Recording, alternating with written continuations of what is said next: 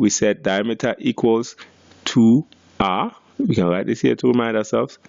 D equals 2r. Well, D will equal, let's keep our working nicely, the arrows under each other. In the first example, 2 times 8. Write the centimeters so that you don't forget it at the end. And then that means that D diameter will equal 2 times 8, which we know is 16 centimeters. So that's what you should have gotten for the first one, 16 centimeters. For the second one, the working would be similar. We're going to do what? We're going to always write a formula. That's good because that helps us to remember it. D equals 2r, which means that D will equal 2 times 12 centimeters, which means that D will equal 24 centimeters, isn't it? And I'm sure you got that, so let's write that in here, 24 centimeters. Check yours and see if you got that same. For the last one, let's come over to this side. D still equals 2r, never changes. That's a universal law that will never change.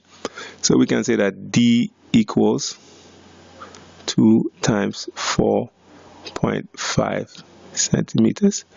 Well, what is 2 times 4.5?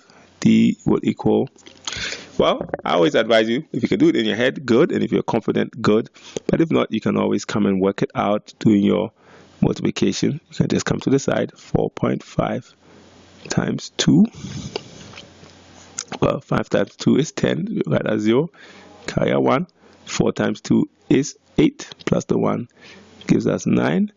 How many numbers after the decimal point? Just the 1. So we just put our point in here. And so the answer will be 9.0 centimeters. And we can write that in our table.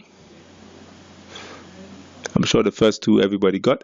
The last one, if you found it tricky, it means you need to do more practice on decimals. Make sure you come and see the teacher so that we can give you some more work on that. So mark yourself out of 3 marks. Normally we would give you some marks for the working, but for today we just want the answers quite straightforward. Mark yourself out of 3 and let's move on to the next.